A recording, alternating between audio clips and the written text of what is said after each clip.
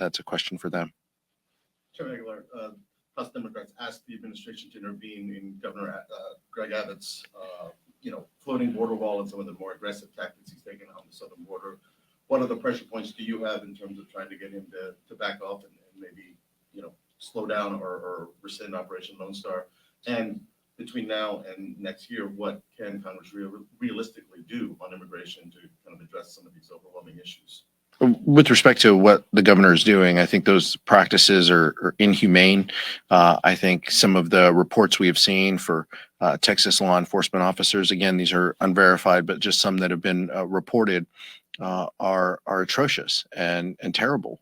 There is concern that the administration has raised related to the safety of some of those tactics that they've been employing. The state of Texas is resistant, but this could end up being litigated. I'm not going to get ahead of that. What I can say is that we know that we have a broken immigration system. House Democrats have stood to solve this issue time and time again. We stand ready and willing to do that, whether we are in the minority or in the majority. We feel that there are solutions in place that we can implement, namely bipartisan bills. Like the Dream and Promise Act, that would have put a path to citizenship for so many individuals, as well as the Farm Worker Modernization Act. Again, bipartisan bills that the House passed when Democrats were in control. Vice Ranking Member Grace Meng and her work in the Appropriations Committee, significant investments that the Department of Homeland Security has made. Chairman Neguse talked about the record levels and the migration that we are seeing now at the lowest levels in 2 years. Republicans are intent on manufacturing a crisis because it helps them politically. But we'll let the administration speak to their tactics and what the conversation with Texas will be. On appropriations, we heard from Republicans yesterday saying they want spending levels to return to 2019 non-defense discretionary spending levels. What's the issue with that number, as you oftentimes refer to it as draconian? 2019 numbers? Well, the problem with it is they passed an agreement that is now law that requires specific funding levels. House Republicans, I'll let Representative Meng talk here next. House Republicans chose not from the very beginning. From day one, they decided to set that agreement aside.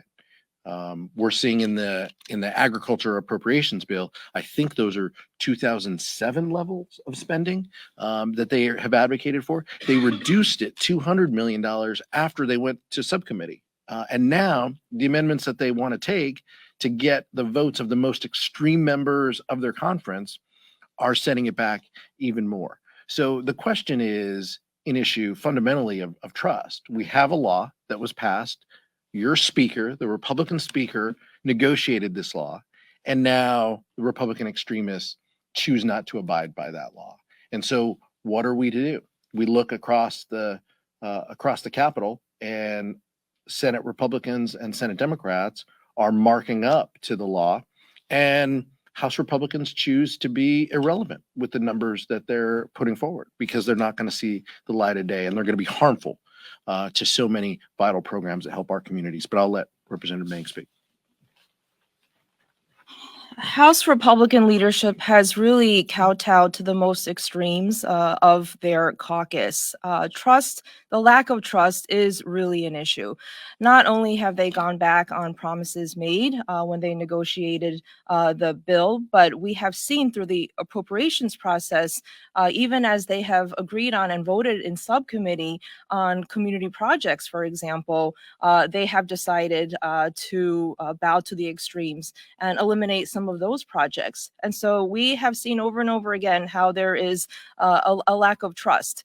And when we're going home talking to our constituents, both Republicans, Democrats, and everyone in between, they want to know how Congress is coming together, pushing legislation and pushing funding and resources to help people in their districts. They do not want to see Congress, led by the House Republicans, playing these extreme political games. Last question. Yeah, so probably directed more at the gentleman on the Judiciary Committee, but tomorrow the Judiciary Committee is expected to take up proceedings to hold Meta CEO Mark Zuckerberg in contempt of Congress. I wonder, what do you make of these the Republicans trying to do this and maybe their efforts to tackle big tech in general? We'll start with Chair Neguse and then Vice Chair Tedlu. I don't know that I would necessarily opine on the particular threat of contempt that they have made, because my understanding is that that may not ultimately we may not ultimately proceed tomorrow with respect to that step. I think that more broadly speaking, the way in which the chairman of the Judiciary Committee has approached oversight has been reckless, and making sort of these continual threats of contempt citations against anyone and everyone, whether it's a individual in the private sector or in the case of the FBI director, which, as you probably read, a threatened contempt citation that he made only to withdraw it, I believe, yesterday. I think that we would be far better served if we focused on, as I said previously, the real issues that most Americans care about.